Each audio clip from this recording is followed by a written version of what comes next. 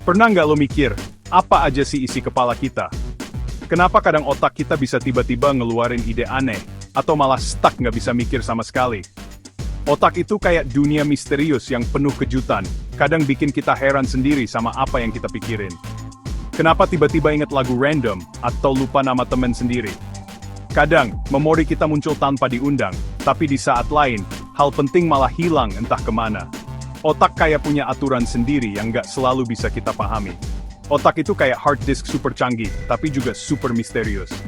Setiap detik, miliaran sinyal bergerak di dalamnya, nyimpen kenangan, mimpi, dan semua hal yang bikin kita jadi manusia. Ilmuwan udah lama pusing ngulik otak, tapi selalu ada yang nggak terpecahkan. Mereka bikin teori, eksperimen, dan alat-alat canggih, tapi otak tetap aja penuh teka-teki. Sekarang, AI masuk ke arena. Komputer nggak cuma buat main game atau nulis dokumen, tapi juga bisa bantu kita memahami otak sendiri. Lo kenal AI dari asisten virtual, tapi bayangin kalau AI dipakai buat ngintip isi otak kita. AI bisa jadi alat buat membaca pikiran, atau bahkan membantu kita mengingat hal-hal yang udah lama terlupakan. AI bisa nemuin pola tersembunyi dari data otak yang manusia nggak bisa lihat. Dengan algoritma canggih, AI bisa membaca sinyal-sinyal rumit, dan mengubahnya jadi informasi yang bisa kita pahami. Perkawinan ilmu saraf dan AI bikin kita bisa memetakan otak, bahkan mengendalikan lengan robot cuma pakai pikiran. Teknologi ini nggak cuma keren, tapi juga bisa bantu banyak orang yang butuh bantuan medis. Dulu kita cuma nebak-nebak, sekarang kita bisa lihat detailnya. Setiap bagian otak bisa dipelajari lebih dalam, dan kita makin dekat sama jawaban dari misteri-misteri lama. Ini revolusi besar, cara kita belajar, sembuh, dan berinteraksi bakal berubah total. Teknologi ini bisa bikin pendidikan dan kesehatan jadi lebih personal dan efektif. Siap-siap, petualangan membongkar misteri otak baru aja dimulai. Dan kali ini, kita punya partner super cerdas.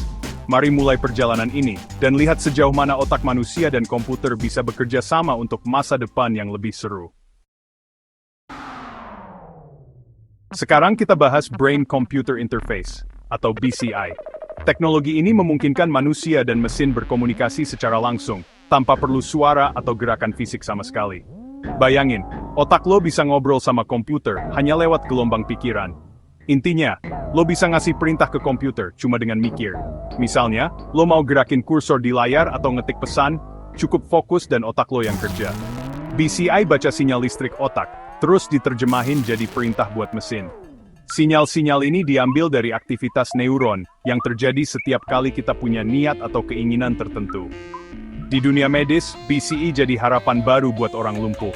Mereka bisa ngetik, browsing, bahkan ngendaliin kursi roda cuma pakai pikiran. Teknologi ini benar-benar membuka pintu baru untuk mereka yang sebelumnya terbatas dalam bergerak atau berkomunikasi. Elektroda kecil dipasang di otak atau kepala, baca niat gerak, dan AI langsung terjemahin ke aksi nyata. Prosesnya cepat, dan semakin canggih dengan bantuan kecerdasan buatan yang terus belajar dari pola otak pengguna. Prostetik robotik pun bisa digerakkan langsung dari otak. Bahkan bisa kasih sensasi sentuhan balik ke pengguna. Jadi, bukan cuma bisa menggerakkan, tapi juga merasakan benda yang disentuh. BCI bukan cuma alat canggih, tapi benar-benar mengubah hidup, bikin orang bisa terhubung lagi dengan dunia. Banyak yang akhirnya bisa ngobrol, kerja, atau sekadar menikmati momen bareng keluarga. Dari yang tadinya cuma bisa kedip, sekarang bisa ngobrol lewat avatar digital. Komunikasi jadi lebih ekspresif dan personal, bahkan buat yang nggak bisa bicara sama sekali. Ini bukti teknologi bisa bawa harapan dan kemandirian. Banyak orang yang tadinya merasa terisolasi, sekarang bisa mandiri dan percaya diri lagi. BCI adalah awal era baru interaksi manusia-mesin. Bukan cuma di dunia medis, tapi juga di dunia hiburan, pendidikan, bahkan gaming. Teknologi ini bukan sekadar mainan, tapi pintu keluar dari keterbatasan. Setiap inovasi membawa harapan baru untuk masa depan yang lebih inklusif. Masa depan komunikasi dan kendali ada di pikiran kita. Era baru sudah dimulai, dan siapa tahu, suatu hari nanti, kita semua bisa ngobrol sama mesin hanya dengan berpikir. Bayangin otak kayak kota sibuk, dan AI jadi Google Maps-nya. Ilmuwan pakai fMRI dan EEG buat rekam aktivitas otak, datanya segunung, tapi AI bisa menganalisis dan nemuin pola tersembunyi. AI bantu bikin peta otak super detail, bagian mana aktif saat denger musik, jatuh cinta atau stres. Ini penting buat deteksi dini penyakit kayak Alzheimer atau Parkinson, bahkan sebelum gejala muncul. AI bisa prediksi risiko penyakit dari pola otak, kasih kesempatan intervensi lebih awal. Setiap otak itu unik, kayak sidik jari. AI bisa identifikasi pola personal, jadi terapi bisa disesuaikan. Terapi depresi misalnya bisa diatur sesuai pola otak pasien, bukan lagi satu resep untuk semua. AI nggak cuma peta umum, tapi juga peta personal otak lo. Dengan pemetaan ini, pengobatan dan pengembangan otak jadi lebih presisi. Otak kita akhirnya nggak lagi misteri total. Komputer jago ngitung, tapi otak kita jago adaptasi dan kenal pola. Ilmuwan bikin neuromorphic computing, chip yang meniru cara kerja otak, proses paralel, hemat energi. Otak cuma butuh 20 watt, superkomputer butuh daya segede kota. Chip neuromorphic coba tiru efisiensi otak. AI di chip ini bisa belajar lebih cepat, hemat energi, cocok buat drone, robot, atau smartphone. HP lo bisa kenalin suara di keramaian tanpa boros baterai. Neuromorphic computing bikin dua arah, kita belajar dari otak, dan lewat chip ini, kita juga belajar tentang otak. Simulasi penyakit otak bisa dijalankan di chip, tanpa eksperimen ke manusia. Otak menginspirasi teknologi, teknologi bantu kita pahami otak. Ini langkah besar menuju mesin yang lebih manusiawi.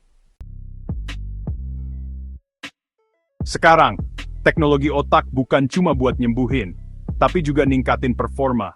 Dulu, alat-alat kayak gini cuma ada di lab penelitian atau rumah sakit. Tapi sekarang, siapa aja bisa pakai di rumah.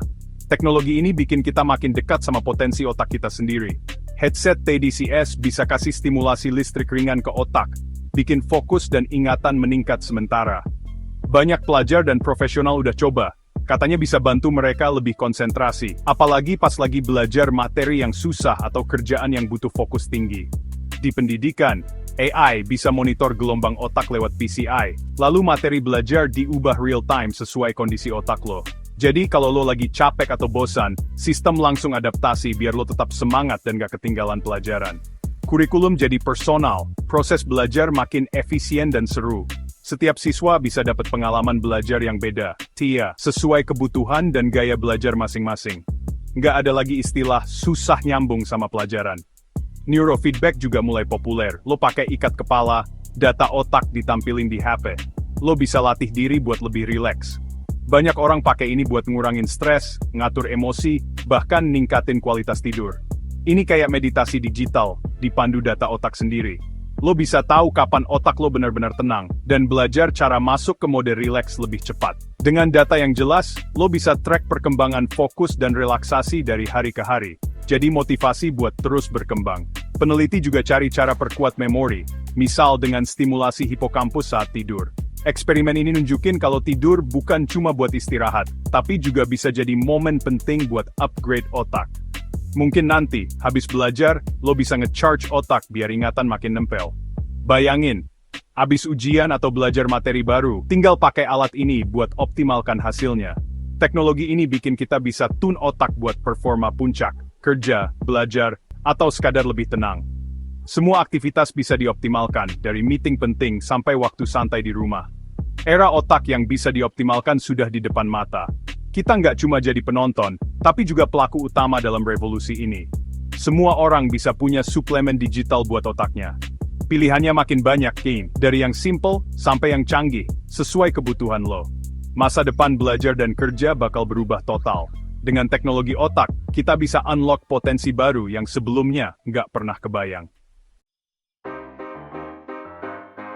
Setiap teknologi canggih pasti ada sisi gelapnya, termasuk teknologi otak. Privasi jadi taruhan, kalau sinyal otak bisa dibaca, emosi dan preferensi lo bisa diintip tanpa sadar. Bayangin perusahaan pakai BCI buat monitor fokus karyawan. Bagus buat produktivitas, tapi bahaya buat privasi. Ada juga kesenjangan neural, awalnya cuma orang kaya yang bisa upgrade otak, bisa bikin jurang sosial makin lebar. Identitas manusia pun dipertanyakan.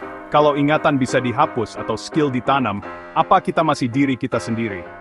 Risiko penyalahgunaan juga nyata, pemerintah otoriter, militer, atau hacker bisa manfaatin teknologi ini. Skenario gelap ini harus diantisipasi dengan regulasi dan etika yang ketat. Jangan sampai demi kemajuan kita kehilangan kemanusiaan.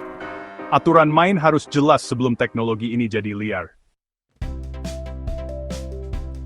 Bayangin 10 tahun lagi, BCE udah kayak earbuds atau patch tipis di telinga.